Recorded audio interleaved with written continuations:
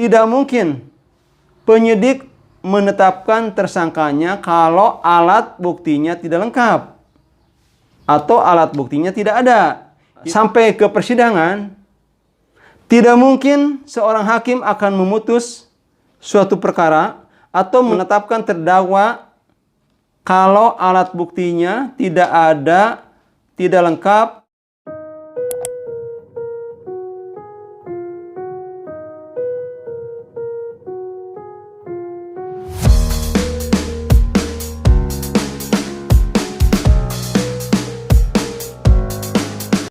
Assalamualaikum warahmatullahi wabarakatuh. Sahabat-sahabatku di mana saja berada, selamat berjumpa lagi dengan saya Effendi di Effendi Advokat Channel. Sebuah channel yang akan membahas masa-masa hukum yang diulas secara populer. Kali ini kita akan membahas mengenai alat bukti. Alat bukti dalam suatu perkara tindak pidana. Sahabat-sahabatku, pentingnya alat bukti adalah agar suatu perkara itu bisa diungkap atau dibongkar. Ketika suatu alat bukti tidak ada, hilang atau rusak, maka kemungkinan perkara itu tidak bisa diungkap atau pengungkapannya itu memerlukan waktu yang lama. Sahabat-sahabatku sekalian, dalam perkara Subang yang banyak saya ulas, sampai saat ini, nanti tanggal 8 Agustus tahun 2022 itu sudah sampai setahun. Tapi belum juga diungkapkan siapa pelakunya. Artinya kasus Subang itu belum bisa diungkap. Walaupun sampai saat ini saya berkeyakinan bahwa kasus Subang adalah kasus yang belum terungkap. Bukan kasus yang tidak bisa diungkap. Nah, sahabat-sahabatku, kasus Subang itu lama terungkap dikarenakan bukti-buktinya, alat buktinya itu adalah rusak dan hilang. Itu terjadi ketika dari tempat kejadian perkara atau TKP. Kemudian, dalam kasus Brigadir J yang saat ini ramai dibicarakan, tepatnya kejadiannya tanggal 8 Juli tahun 2022. Kemarin Baradae ditetapkan sebagai tersangka. Artinya sudah ada kemajuan-kemajuan yang telah dilakukan oleh pihak Kepolisian Republik Indonesia yang diawali dengan adanya pra-rekonstruksi, kemudian adanya otopsi ulang, kemudian penetapan tersangka. Walaupun sebagian pihak mengatakan bahwa penetapan tersangka Baradae ini sebenarnya terlambat. Baik, sebelum dilanjutkan, saya baca dulu yang saya kutip dari tv1news.com pada tanggal 5 Agustus tahun 2022. Baik, saya baca dulu. Penyidikan untuk mengungkap kebenaran insiden penembakan Brigadir J terus dilakukan pihak kepolisian.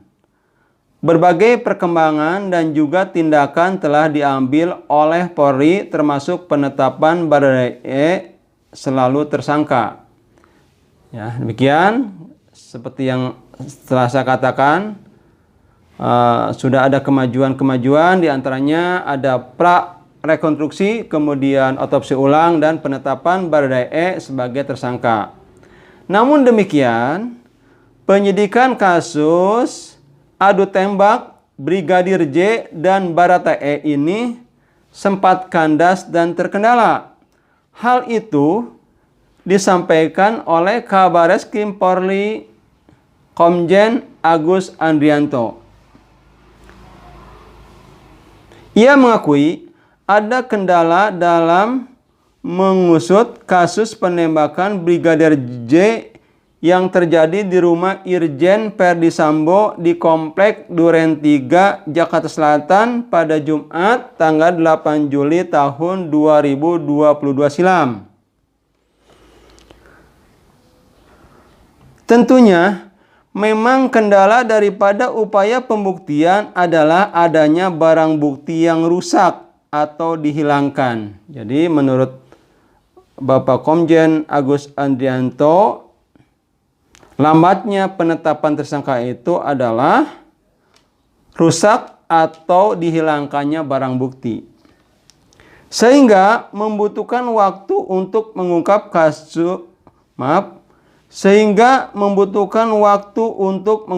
tuntas kasus ini.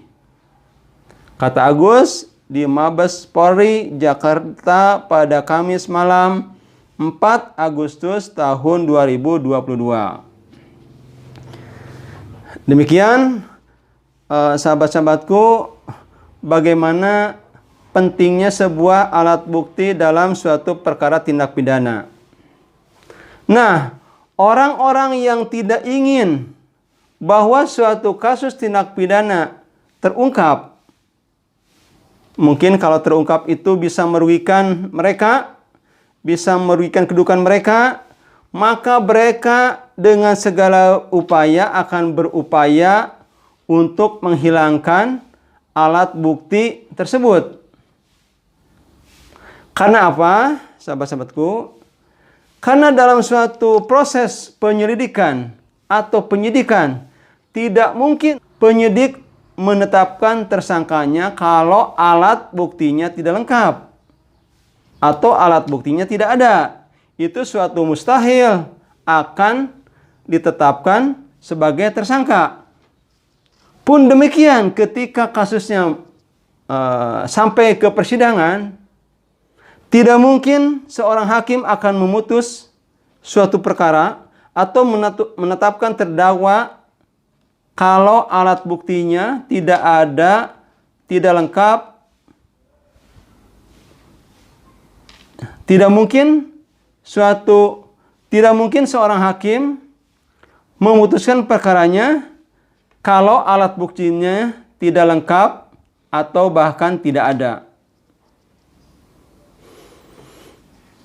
Semoga Kepolisian Republik Indonesia yang kita cintai diberi kelancaran untuk mengungkap kedua kasus yang mendapat perhatian orang banyak saat ini, yaitu kasus Subang dan kasus Brigadir J.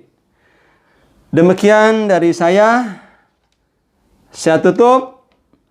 Billahi taufik wal hidayah. Wassalamualaikum warahmatullahi wabarakatuh.